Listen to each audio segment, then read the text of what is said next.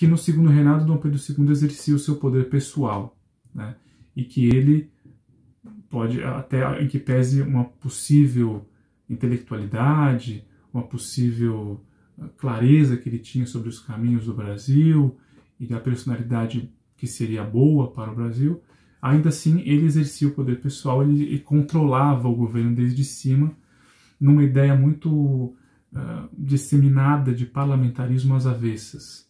Isso talvez você deve ter aprendido na escola, isso eu aprendi na escola, nos cursinhos também se ensina, muitas vezes se cobra até nas provas públicas, né, para o Enem, para as universidades públicas, que é a ideia de que o parlamentarismo no Brasil imperial seria às avessas, porque em vez do povo eleger o parlamento elege o chefe de governo, o primeiro-ministro. Na verdade, na monarquia brasileira seria o imperador escolhendo o governo, né, o ministro, o primeiro-ministro. Esse primeiro-ministro controlaria as eleições de forma que ele teria a sua maioria, né? Então, o parlamento, na verdade, seria, de forma direta ou indireta, a vontade do imperador, porque ele escolhe o governo e o governo controla as eleições para ter a maioria. Então, simplesmente seria um parlamentarismo ao contrário, às avessas, né? O fato é que essa ideia ela é muito um legado de autores da época do Império.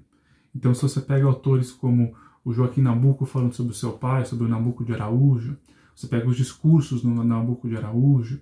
você pega, por exemplo, livros como Tito Franco de Almeida, acusando o imperador do que ele chamava de imperialismo, muitas discussões de liberais e progressistas no Império sobre a responsabilidade pelo poder moderador, que não podia ser do jeito que ele era, que alguém tinha que se responsabilizar, porque o Dom Pedro II não poderia simplesmente agir-se no poder moderador e ninguém se responsabilizar por esse ato. Enfim, muitas discussões aconteceram nesse sentido, muitos livros e panfletos e discursos legaram para a historiografia futura a ideia de que o Dom Pedro II exercia o poder pessoal, o imperialismo, e que a política seria controlada por ele. A própria ideia do parlamentarismo às avessas está muito presente no discurso famoso do Nabuco de Araújo, em que ele, no final dos anos 60, que é uma década muito rica em discussões sobre o papel do imperador na monarquia, ele faz um discurso onde ele basicamente sistematiza essa interpretação. E ela foi consagrada pelo Joaquim Nabuco, foi também compartilhada por outros autores da época, e muito da historiografia comprou essa ideia, e o que tem acontecido hoje é que isso tem sido problematizado de maneira mais precisa, mais específica, com estudos diretos em documentos e problematizando um pouco o porquê que esses autores teriam feito isso. Então,